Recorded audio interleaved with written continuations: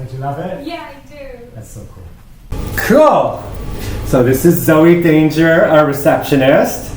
Oh no, she's been furloughed for a little bit because of the pandemic. But we just got married. But not you and I, but Zoe just got married, and I did your hair for your wedding day. What great was that? Yes. But what that meant was you've always had short hair, really cool short haircuts, but you grew your hair for your wedding day. Yeah. Now we can do the post-wedding chop. Yes. Excited. And you've been looking forward for this for, oh my God, such a long time. And then if you look on our webpage for the website, you can see some of your haircut before because you had the short perms and stuff like that. Yeah. So we've always done really cool, eclectic short haircuts with you. Always. Yes. And then we grew it for your wedding, but then we're going to go back to what we've done. Now we're going to go back to the haircut you've had before. Yes. The short bangs and the short length. Right to the bottom of the earlobe, same length all the way around, short fringe. We've done that one before. So it's just revisiting stuff we've done, but we haven't filmed it and the people at home haven't seen it, so it's going to be nice to, it's just going to go right up to, bump, I might have to take off your, don't take them off yet, leave them on now, but, cool. Let's unput properly. And your wedding was so much fun. It was so much fun. Yeah. It was so hot as well. So many people got sunburned. Yeah, it was a beautiful day. Yeah. And also, people watching, if you ever want to get married, you become a receptionist here. Because every receptionist that worked here got married. Yes. And then I'm doing their hair and everything. And I always just do the hair for people who work here for their wedding. It's on me. It's my wedding gift to you guys. It's such a good job. But yeah, none of my other stuff, like Silas. Well, Ella's engaged now. Oh, is she? Yeah, you didn't know that. So there's one engagement there. Cool. But but every time there's a receptionist, they're hired, and then somewhere along the way they get engaged, and then they get married, and then you join that list as well. So, anyone out there is like, what a good place to work. You get a job, and you get engaged, and you get married. Wow, I want that kind of stuff. And then you get all kinds of haircuts. Yeah.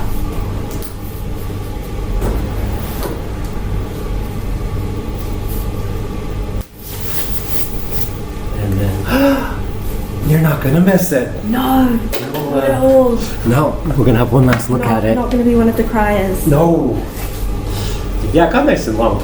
Yeah, it got really long. But this would be the longest you've had it probably since you were like 15 or 16, like early high school. No, like it's the longest the only time I've had it this long, I think I was maybe like 10. Yeah, and then you I've were had real it young. short. Because you were that cool kid in high school with all kinds of crazy hair as well. Yeah, awesome. Come on over, let's wash your hair.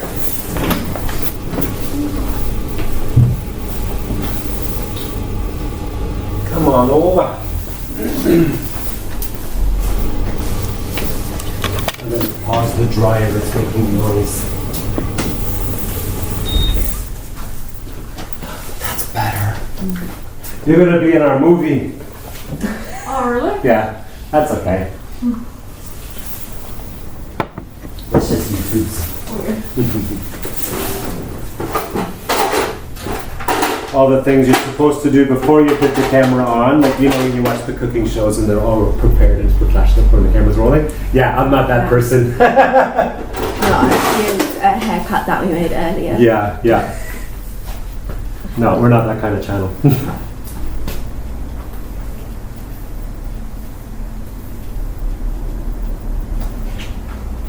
Your hair loves to hold water. It does.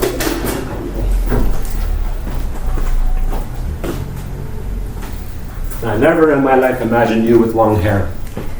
Neither. But it was nice on the wedding day. It was beautiful. It was a beautiful day. And but yeah, this long hair's gotta go. It does.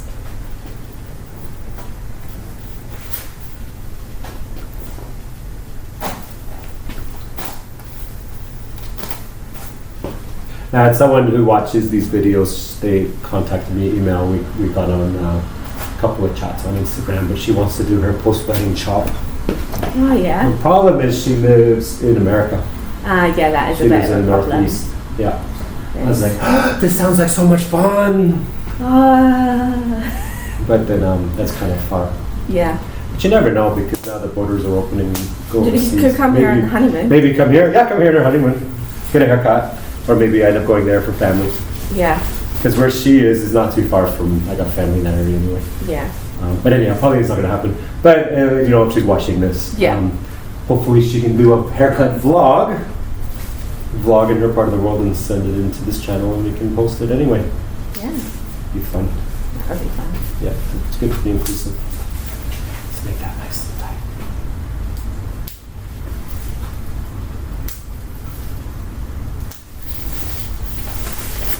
And we'll take your earrings off now. We're going to be snipping right in that region. Yep.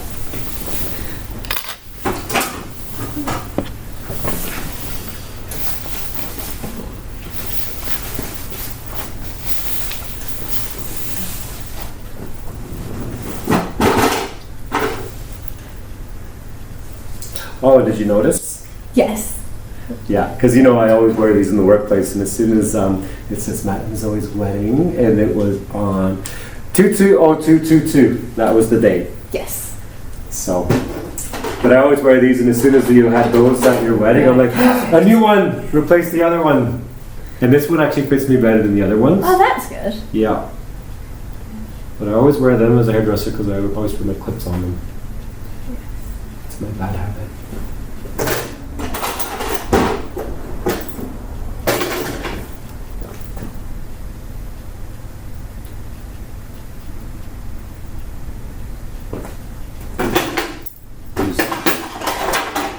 Use the big ones.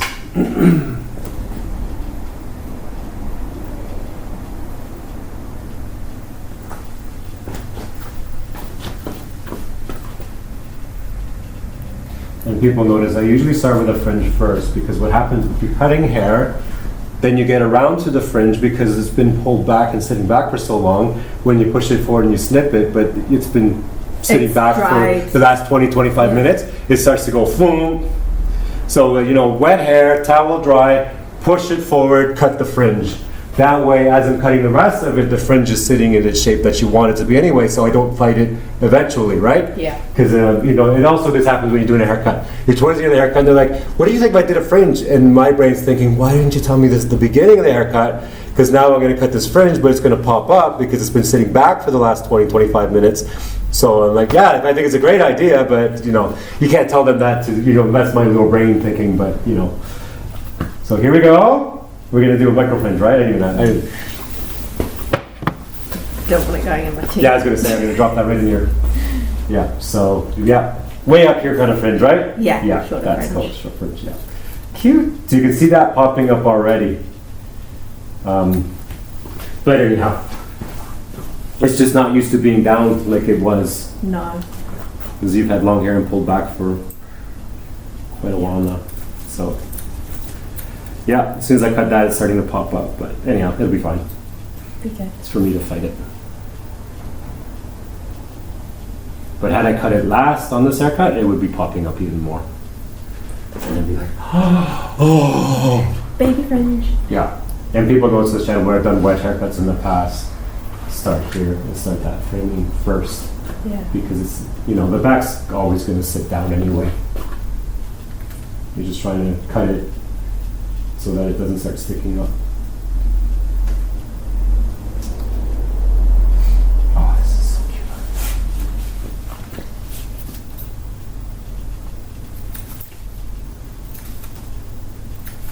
And with more weight on it, now that there's more added to it, it starts to sit down better.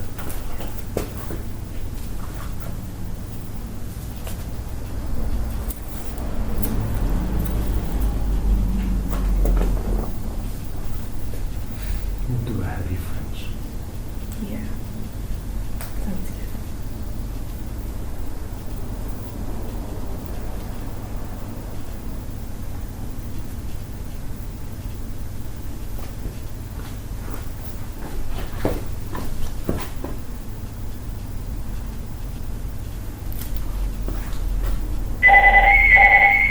Oh.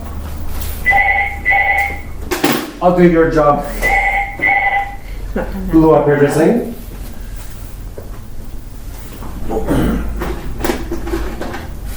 How did I do with my phone skills? Good. You've had to have a bit of practice. I've had a bit of practice, yeah. Cool.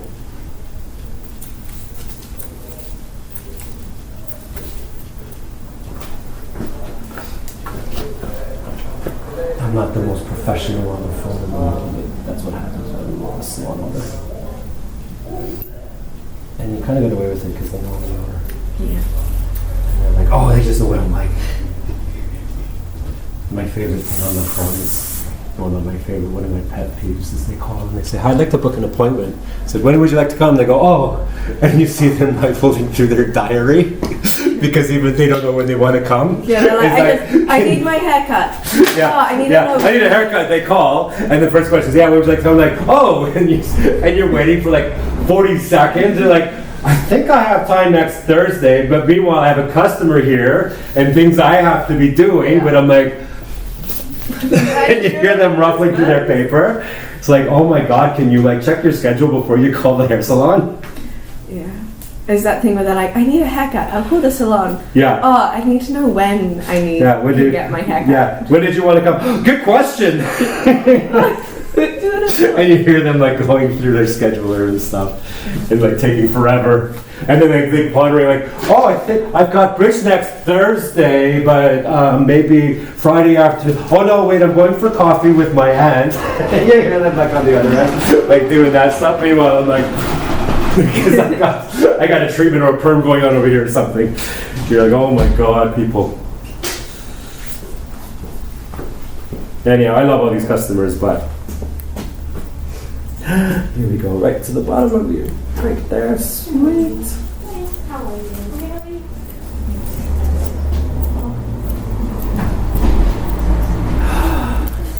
Doesn't that feel good? So good. Oh, that feels so good. Like a literal weight off my shoulders. Yep. Like an old friend coming over for dinner. Yeah. And then the reaction over the next week was like, oh my God, you got your old hair back. Like, it's not like, oh, you got a haircut. Like, It's like, we should oh, get- you've done what you did before. Yeah, it's like, oh my God, you see your old hair.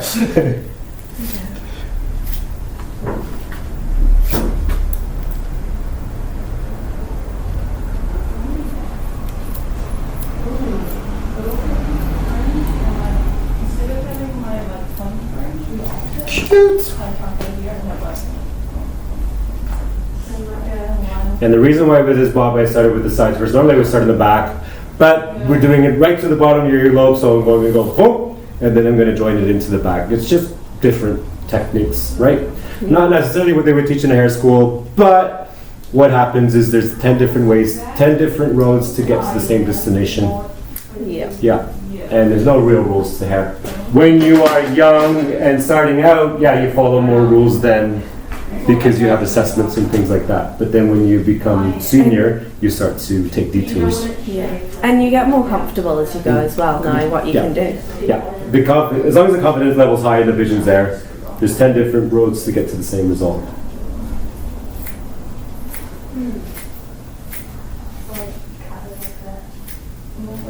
Right, okay, so, do you want me to cut it against the forehead? Liberation. A liberated married woman.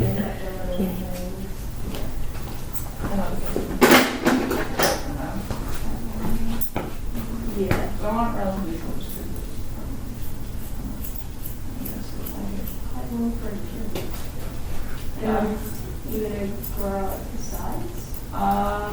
So I want to keep these a little bit as well. Yeah. But maybe like. Yeah, But yeah, pretty much like that maybe like that longer bit maybe. yeah.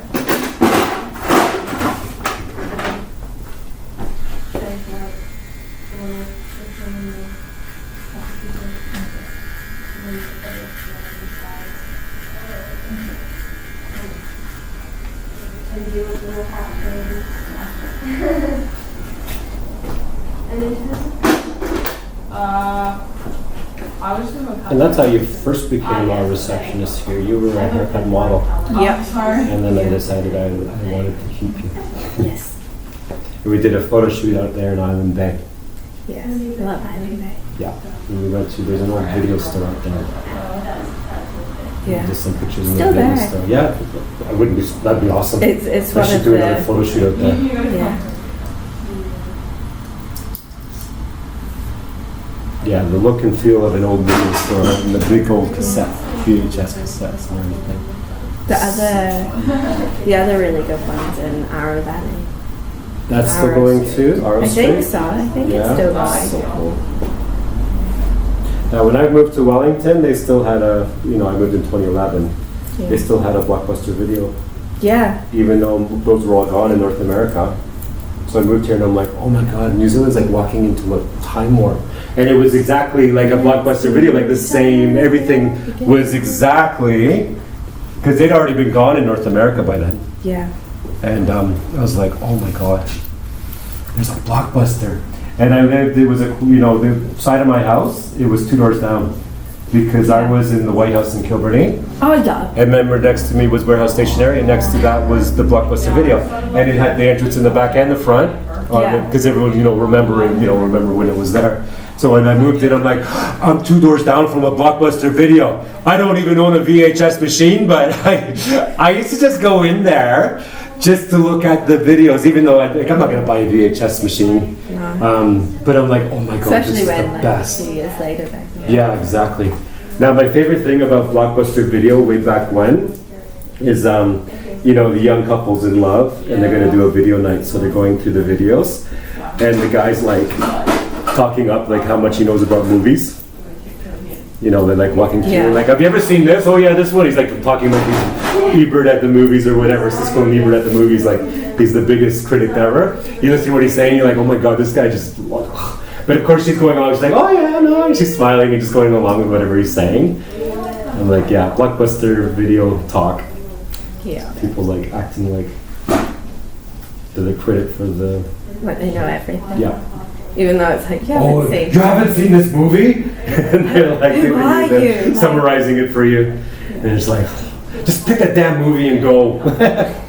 Now, I've never worked in a video store, but I'm sure anyone who's worked in a video store, would know what I'm talking about. Because you hear that all day long.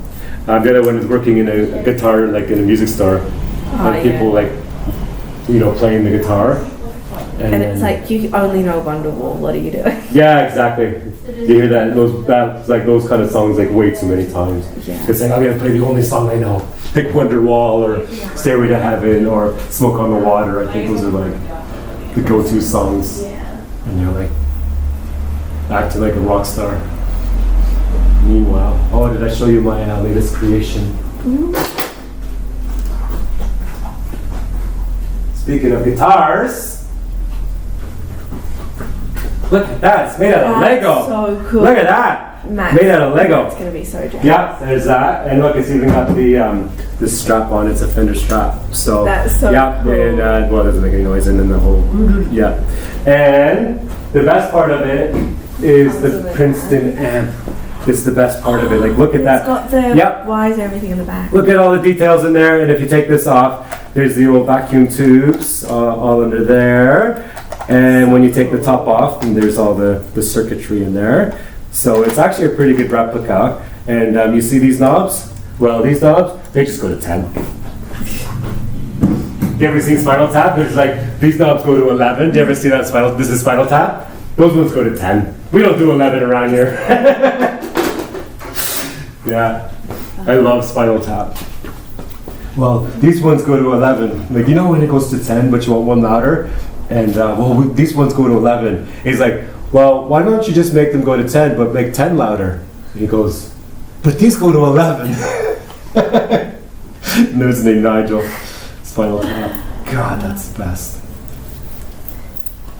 Matt got have you seen the Lego grand piano? Did he get that one? Yeah, he got I that was one, buying that and one you too. can set it up so you can connect it with your phone, and then you can make it so it plays music and the keys move. Oh, yeah. It's really cool. That's cool. So it's a lot of the you have to put things in certain orders to make the stuff move. So it's a very fiddly one to build. Yeah. And it's quite big. I was it's looking really at that cool. one too. The one I bought, but it's still at home in the box because I haven't had a day off yet, is the 1960s Vespa scooter. That's so cool. Yeah. And I was looking at it, and I'm sure you could modify it to add like more mirrors and lights, like if it's like a mod ride, like a mod scooter. So I'm like, well, I haven't built it yet, but probably the first thing I'll do is my kid's got a bunch of Lego. I'll add accessories to it, like more lights and more mirrors. make it ridiculous. Because, you know, like I used to have Vespas in high school, that was my Yeah. thing. But I never modified them like with the mirrors or the lights. I kept it light. Mine was a late 70s model Vespa. Oh yeah. But I kept Those it are like so cool. close to factory as possible. Yeah. I bought it from an Italian immigrant. Oh, I brought it over nice. from Italy. It's in his garage, and it was his baby. He's like, oh, you know, I said, how much you want for that? Oh, I never saw that. Then eventually, you know, we kept harassing him. He says 500, but it hadn't been started because he brought it over from Italy. I think the backstory was he moved to Canada in 1982, Oh, yeah. brought it with him, but he had never started it in Canada, so it had been sitting there. And I would have bought it 86 because I'm in high school at the time, 86, Yeah. 87, around there. So it's been sitting for a couple of years. Yeah. He drove it in Italy, but he never drove it in Canada. So it wouldn't start. Yeah. So he wanted 500. We talked him down to 300 because I was 16 at the time. I was like, I worked so hard in the factory. I'm not made of money. I think he was a bit, you know, Italian guy's like, just let the kid have it, right? Yeah, yeah. Because it's going to have a good, cool stories out of it. So I ended up selling it when I was close to 30. So that's how long I had it for. Wow. So, you know, Wow. I did, you know, got, to me, you that got was. a lot out of it. For Oh my God! My love for that, I think I probably loved it more than he ever did. No, maybe equal, you know. But you Yeah. know, Italian and the things that they love, wow. So I was a good one to pass the torch on to, Yeah. and I sold it to a cool, the right person too, because they were really, you know. I'm sure that Vespa, I don't know, you know, there's no way of knowing. I'm sure it's still running today. I'm pretty certain it would still be okay today. Yeah. So I kept it mint. It was a bit dented when I got it, and a few rust spots, and yet I did the restoration. But I had to strip the engine down and rebuild it as well, Oh wow. because it hadn't been run for so long. Yeah. But you learn a lot at that age, 16-year-old, and you strip it down. And I had to replace clutches and stuff on it eventually. Yeah. So you learn a lot. I don't think I'd ever do. I thought about buying a Vespa to stick in the corner of the salon over there. And I found one online that they bought it. It was a vintage 60s model. And I think they said they bought it in Malaysia or somewhere like that and brought it to New Zealand. Yeah. But according to the rules, you will never be able to register it in this country and drive it on the road. No. So it was it was the sort of thing that would be worthwhile if you could. So I was gonna lowball him on the price because I could stick it in the corner over there and never, you know, you could start it, but you couldn't ride it on the road or anything. No. You could, but you know, Not legally. not legally. So you couldn't do it as a runner around town, but it would look good in the window. Yeah. So I was pretty close to doing that one, but nah. The other one, the one that I had, because I had it for the 10 years, it did sit in a store window for a couple of years in their back in the store. It was a clothing store. Oh yeah. So kind of like when you walk into a Kiehl's and there's always like a Harley Davidson, Yeah. that kind of thing, but it was a Vespa. It was a cool store on Queen Street West in Toronto, a clothing store. So it was in their window for a while, and it was in the store for a while, because those were times where I wasn't riding. Yeah. Because it's, you know, when you want to take care of your baby, you want to put it on display for a while, because every time, you know, you want to enjoy it too, but you're also the risk of damaging it from use, or the risk of it getting stolen, Yeah. you know, because Vespas are easy to steal. So it's sat for a couple of years in the clothing store. And look cool. You go to the clothing store like, that's my bike. You're like, shut up! Like, no, that's my bike. And then it's go, yeah, no, that's his bike. Like, yeah, I told you. Go and visit it every so often. I lived across the street anyway. Look out your window longingly at your Vespa. There's my Vespa. And at the time I didn't have a garage. I was living above the shops. Yeah. So I had no place to Worked as a garage. so work, yeah, I worked, and I didn't get any money for it. It's like, here, put it in your window or put it in the back. Free parking. Free parking for me. And then, yeah, because if it was on a side street or a back alley, it gets stolen for sure. Yeah. And then just clean out all the petrol and everything so it doesn't smell in your store. And then the guy I sold it to, it had been sitting in that store for a bit, but I did get it running for him because the carburetor's getting a bit gunked up Yeah. from two-stroke oil over time. But no, I got it going. I said, I guarantee I'll get it running. I got it running. Because he had the money. I Yeah. want to hear it run. It'll take a bit, but I'll get it going. I got it going.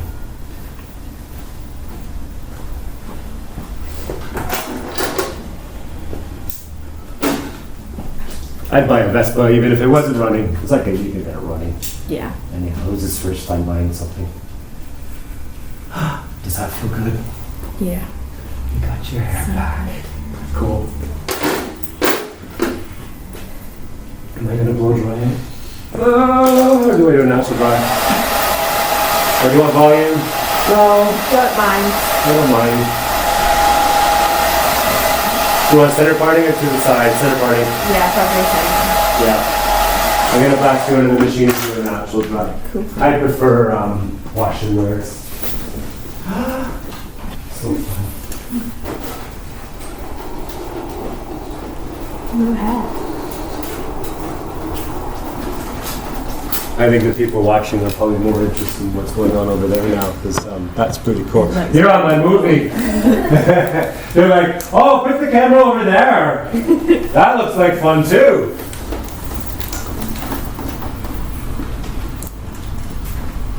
That stuff happening over there, that's just normal for the salon.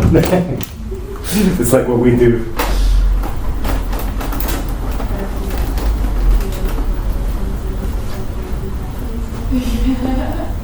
Cool, and we'll check back in a little bit. That's dry enough. Whoops, I'm unplugging them all the things.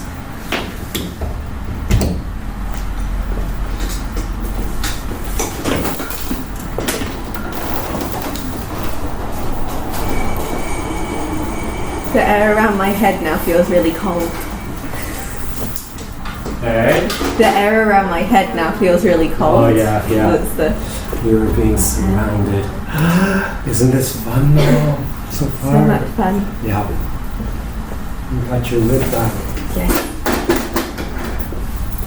She's taking all my tools away. I need those.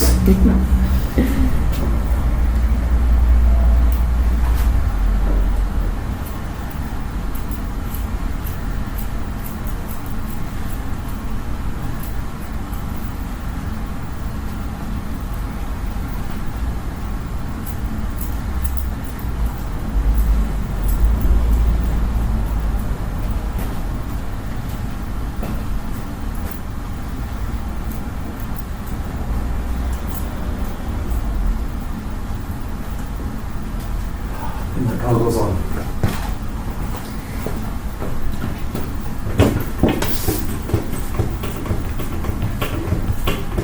My haircut's improved 25% with these glasses. I don't wear them very often. No, they're just bad jokes. One of my friends, a barber, he had a barber shop back in Aurora, north of Toronto. An Italian guy. He says he wanted to sell his barber shop, but he wasn't having, no one was going to, it's hard to sell, right? Yeah. He says, oh, I take off my glasses and start doing bad haircuts so my customers stop coming because I can't sell my shop. He makes the joke. Then he says, but if you want to buy it, I'll put my glasses back on and I'll get some of the customers back for you. He's just making jokes. Funny Italian guy. He was like, you're a hairdresser, you want to buy my barber shop? But he's the kind of guy, like, he opened that barber shop probably in the 60s or 70s. Mm. Now he's like 70 years old. He's he should have been retired a long time ago. He eventually got a buyer. Someone bought it. A couple of girls bought it and turned it into, like, modernized it a little bit, but kept some of the tradition. Yeah. So he found the right person in the end. But you know what that was? There was probably a ton of buyers, but he wanted the right one. Yeah. Because it's his baby, right? Like, you have to fill in an application if you want to buy his thing, and he's like, no, that kind of thing, right? Yeah. But same with people with old cars, like classic cars. They want to sell it, but they're not going to sell it to just anyone, or they're looking for they're vetting the right person because it's their baby. Same with that shop. You want something. My brother too, because I have another brother's a hairdresser. He wants to sell to my brother. He said no, he wants to sell to me. I'm not a barber. No. And I wanted to move to New Zealand. Otherwise, I'd have a barber shop in north of Toronto. Yeah. No. But I would have modernized it. I would have not kept it traditional. No. And that's the wrong thing to do. Right? No. Yeah. Ooh, that's cool.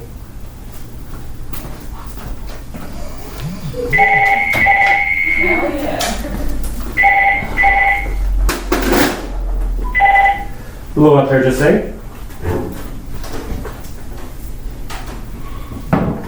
Alright, where were we? Too many distractions. Stick my goggles back on.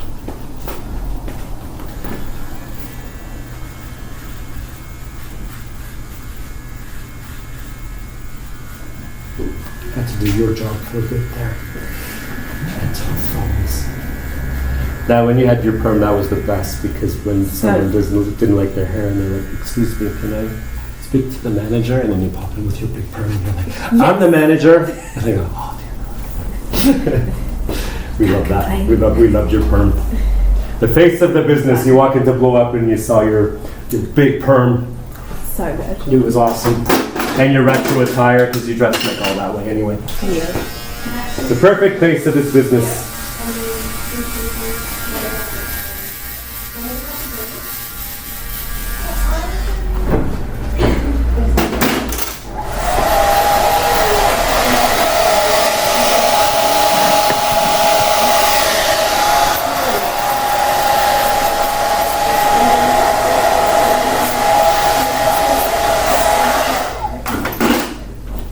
And I think we'll have you back on this channel because your hair is always evolving anyway, and we'll see what the comments say. I think the people at home are going to just love you.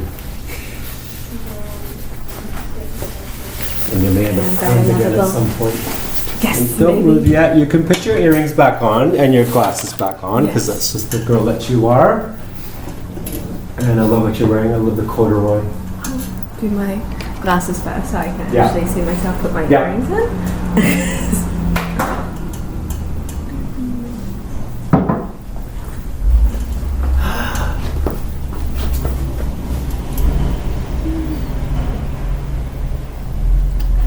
Can't put them in backwards. No.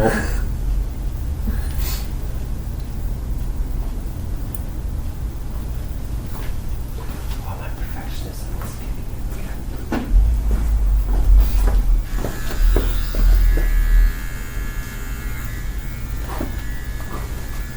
There's one, let's get it.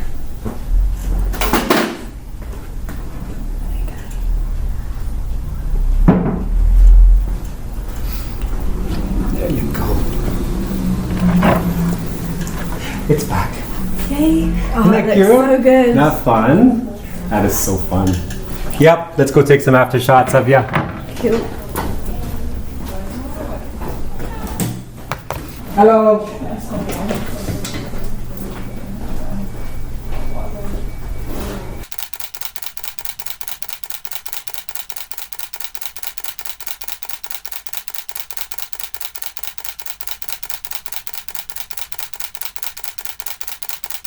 Go. He wakes up in the morning. Come on over. Looking at him.